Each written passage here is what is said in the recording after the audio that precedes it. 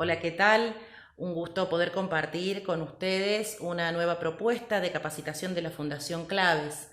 En esta oportunidad nos interesaba acercarles algunos elementos, debates y reflexiones en torno a la economía feminista.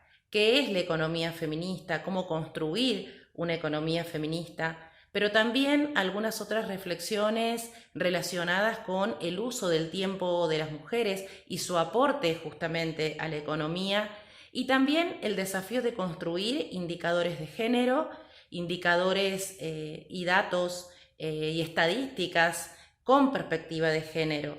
Esto es un aporte que hacemos desde la Fundación con la participación de docentes y de profesionales que trabajan en la temática de manera cotidiana. Así que bienvenidos, bienvenidas y bienvenides a esta propuesta. Gracias por participar.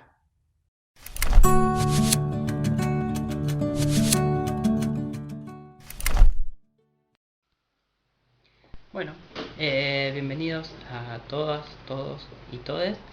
Eh, la idea de este videito es charlar un poco sobre economía y economía feminista. De alguna manera, como la irrupción del feminismo y los planteos del feminismo han ido transformando un poco el discurso económico y el análisis económico e incorporando variables y elementos que son muy ricos, que son muy interesantes para el análisis.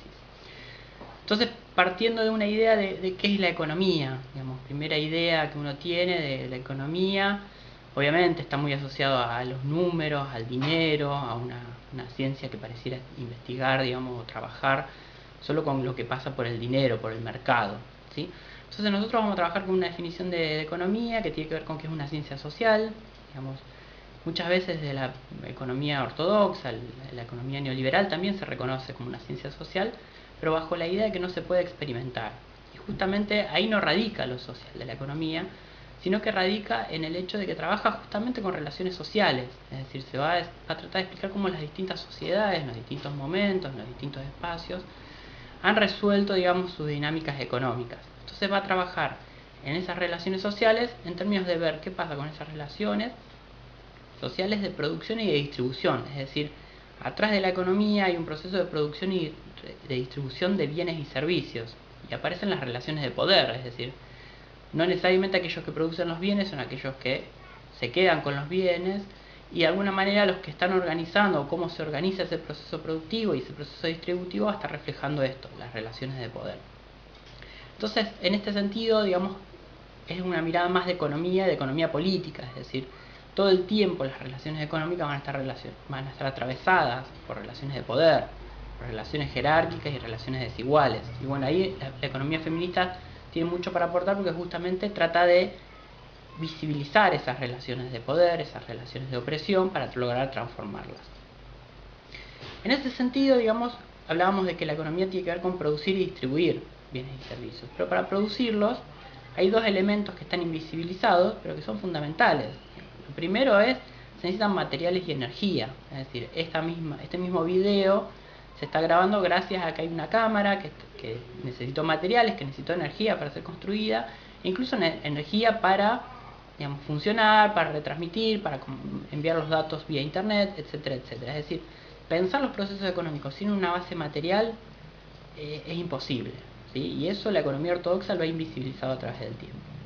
Y por el otro lado, el otro elemento fundamental es el trabajo, el esfuerzo humano, el tiempo humano dedicado a justamente realizar esa actividad productiva o transformadora que va a generar un nuevo bien y servicio o un video, en definitiva, en este caso. Entonces, ahí nos metemos con la discusión, por un lado, de lo que se llama la ecodependencia, es decir, los procesos productivos dependen de la naturaleza. Entonces, pensar la dimensión de sustentabilidad o, digamos, el cuidado del ambiente no es un hecho en sí mismo, un objetivo en sí mismo, sino que tiene que ver también con la sustentabilidad del proceso económico. Y la otra dimensión que es muy interesante es pensar la interdependencia, es decir, los distintos procesos productivos nos están reflejando que hay distintos tipos de trabajos que se realizaron por detrás de ellos y que en definitiva, por más que uno sea el mejor haciendo videos, digamos, necesita del trabajo que realizan otras personas para producir otros bienes, ¿sí? Entonces hay una división del trabajo, una división social del trabajo. Hasta ahí es una mirada bastante clásica, en términos de que estamos pensando el trabajo como aquel trabajo que es justamente para la realización de mercancías, digamos, para que pasa por el mercado, por relaciones de mercado, y que por lo tanto recibe una remuneración. Y ahí la economía feminista introduce un concepto que es muy interesante, que es el de trabajo no remunerado, es decir, en contraposición, o digamos, de alguna manera, más que en contraposición, visibilizando que atrás de esos trabajos remunerados hay un trabajo no remunerado. Es decir, que el único trabajo que existe no es aquel que se paga, que pasa por una relación de mercado, sino que también existen una serie de trabajos que no son remunerados, ¿sí? Por ejemplo, trabajo de cuidados, el trabajo doméstico dentro del hogar. Es decir, son actividades que requieren un esfuerzo, que muchas veces no las queremos hacer, ¿sí? Pero hay que hacerlas, digamos, para el funcionamiento de esa familia, de ese hogar o de esa vida que estamos llevando, y que nos requieren un esfuerzo, nos requieren tiempo. Entonces, son trabajos de la misma manera que el trabajo que habitualmente nosotros decimos es el trabajo remunerado, ¿sí? Pero ¿qué pasa con ese trabajo no remunerado? Al no estar remunerado hay una discusión muy interesante, que es que pierde visibilidad. Es decir, al no se estar pagándose, digamos, las estadísticas incluso no lo van a registrar. Incluso aparece el concepto de ama de casa, ¿sí? Como la persona que, no sé, ama el hogar y decide por voluntad hacer ese trabajo no remunerado, y queda como en un segundo eslabón, digamos. Incluso con el debate de las jubilaciones, bueno, aparece la jubilación para quienes que trabajaron remuneradamente, y parece que hace ruido que se jubilen personas que no trabajaron remuneradamente, pero en realidad trabajaron no remuneradamente. Entonces ahí aparece este concepto de trabajo no remunerado, que pone un poco en crisis, digamos, muchas de las categorías, digamos, incluso más clásicas dentro de la economía o de la economía política. Y ahí la economía feminista muestra cómo ese trabajo no remunerado, en primer lugar, tiene una función social que es central, digamos, además de que permite esta interdependencia, es decir, que las personas sean cuidadas, que estemos sanos, que podamos desarrollarnos en nuestras vidas. A su vez permite que podamos trabajar remuneradamente, ¿sí? Yo siempre pongo el mismo ejemplo, que cuando yo estoy dando clases en la facultad, la clase remunerada, digamos, mi compañera está cuidando de nuestra hija. Entonces, ese trabajo no remunerado que se realiza dentro del hogar, que puede ser el de la madre, el de la abuela, el del abuelo, etcétera, etcétera, generalmente son mujeres, dada la división sexual del trabajo que hay en estas sociedades. Ese trabajo no remunerado es fundamental porque, por un lado, permite que se realice el trabajo remunerado. Lo vemos en contexto de pandemia. Cuando el sistema educativo suspendió las actividades, un montón de trabajadores y trabajadoras no pudieron cumplir su jornada laboral remunerada, justamente porque ¿quién cuidaba a los niños y las niñas?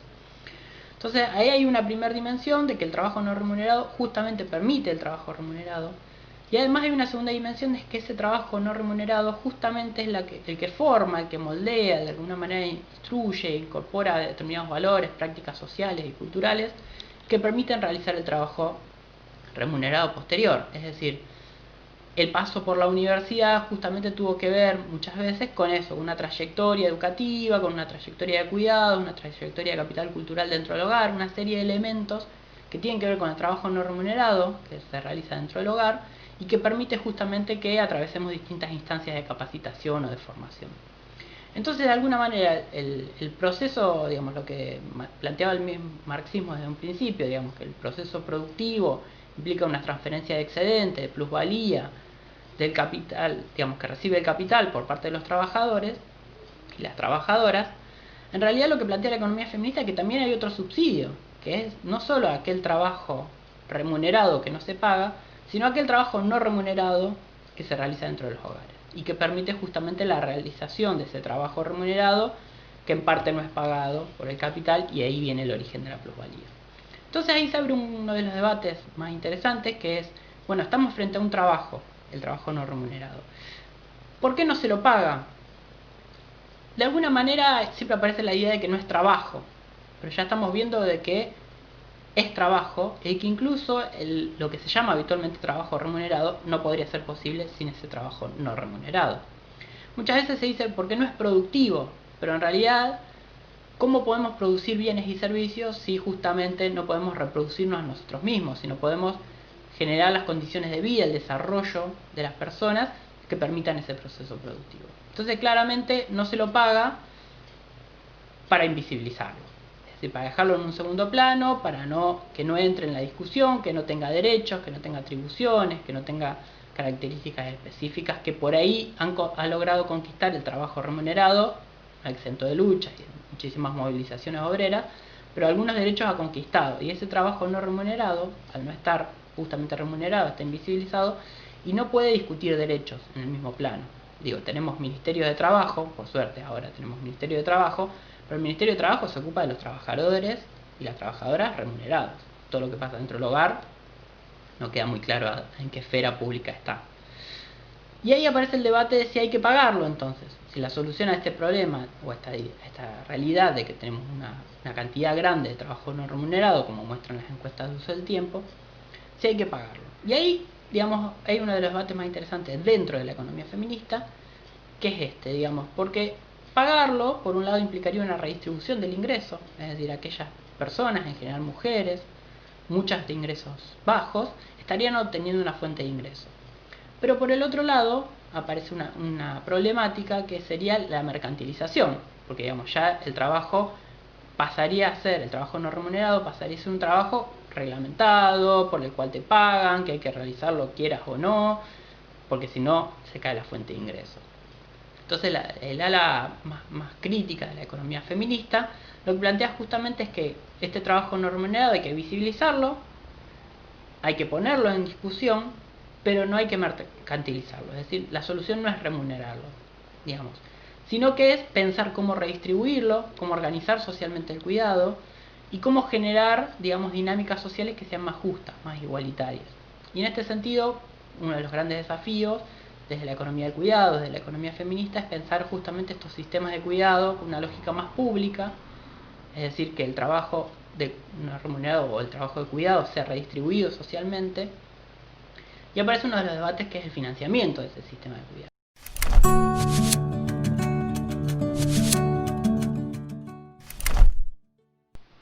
Bueno, respecto al tema del financiamiento, digamos, o cómo financiar económicamente justamente este sistema de cuidados que permita una redistribución más justa, más igualitaria, que elimine las desigualdades de género, se abre uno de los debates también que es más interesante desde la mirada económica, digamos, cómo financiarlo y lograr que sea justo y que sea redistributivo, que sea equitativo.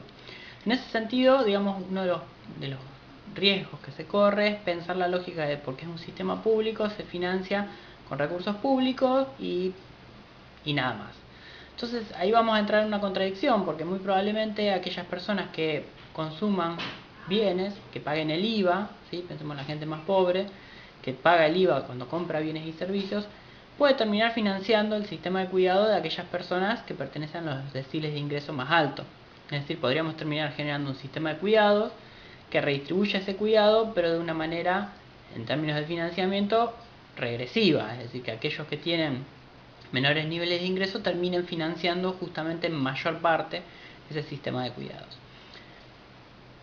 Pero la otra alternativa que habíamos visto es pensar, digamos, de alguna manera, cómo generar ese financiamiento de una lógica más redistributiva. Y ahí teníamos esa punta que habíamos mencionado anteriormente, que es la idea de pensar que la plusvalía o parte de la ganancia que obtienen las empresas tiene que ver justamente con que sus trabajadores y trabajadoras han sido cuidadas y cuyos hijos están siendo, hijos, hijas, hijes, están siendo cuidados. Entonces, lo que uno puede empezar a pensar con ese nexo es, bueno, ¿de qué manera este sistema de cuidados tiene que ser financiado justamente por las empresas? Que son en definitiva quienes contratan a esos trabajadores y trabajadoras y que permitan motorizar esos procesos productivos. Incluso, más allá de que esas empresas que contratan a un trabajador o una trabajadora, más allá de que esos trabajadores y trabajadoras tengan hijos o hijes, ahí no pasa el punto, porque digamos, aún si la empresa decidiera contratar a todas personas que no tienen hijes, ¿sí? O personas mayores de edad, ¿sí? Donde uno podría decir, bueno, no hay una carga de cuidado directa relacionada con un menor de edad. Sin embargo, esas personas fueron cuidadas, y fueron cuidadas por alguien, ¿sí? Entonces, la idea de que el sistema de cuidados pueda ser financiado a partir de las contribuciones de empresas, ¿sí? Tiene que ver con esta lógica, porque en definitiva las empresas son las que se van a beneficiar con que van a tener trabajadores y trabajadoras que han sido cuidados en su infancia. Entonces, ese sistema de cuidado lo podemos pensar con una lógica incluso redistributiva, no solo en términos de ingresos, ¿sí?, financiamiento de ese sistema, sino también con una lógica redistributiva de los tiempos, la organización social del cuidado, ¿sí?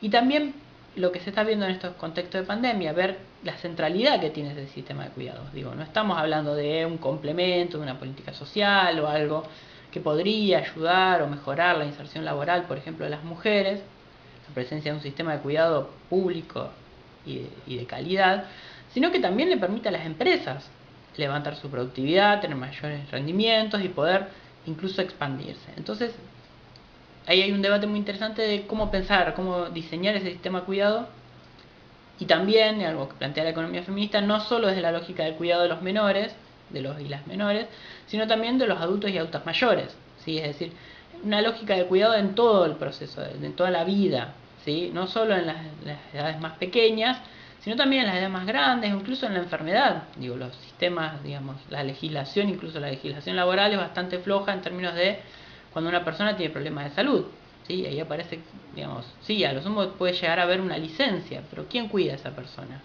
Por más que la empresa le dé una licencia, esa persona se tiene que autocuidar, tiene que tercerizar el cuidado, ¿cómo hace para cuidarse? Entonces ahí me parece que en esa lógica del sistema de cuidado se abren un montón de preguntas súper interesantes que dispara la economía feminista. Como última reflexión, por ahí me parece interesante esto de, bueno, son muchas preguntas, muchos debates quizás, digamos, ¿qué hacemos? Lo primero, digamos, es lo que está claro. No podemos seguir haciendo como si nada pasara, ¿sí? Claramente hay que tomar otro rumbo, hay que hacer las cosas de una manera distinta, si no vamos a seguir reproduciendo estas lógicas e invisibilizándolas. Algo que ha logrado la marea verde, la marea feminista, es justamente poner estos temas en el debate, es decir, visibilizarlos. Evidentemente, el paso que sigue es, una vez que uno lo tiene visibilizado, poder transformarlo, poder generar unas nuevas lógicas que no solo van a tener que ver con la economía, sino que van a tener que ver obviamente con cambio cultural, con cambios sociales, y en ese sentido obviamente van a tocar relaciones de poder.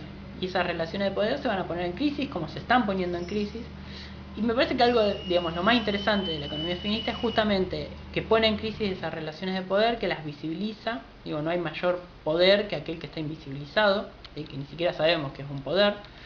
Entonces la economía feminista viene a hacer esto, viene a romper, a mover esos ejes y a pensar distintos tipos de sociedades que pueden tener distintas organizaciones o distintas formas de funcionar y que tienen que ver mucho con las culturas, con las sociedades distintas, pero bajo una lógica de eliminar las desigualdades, de reducir las desigualdades y pensar una sociedad más justa y más igualitaria.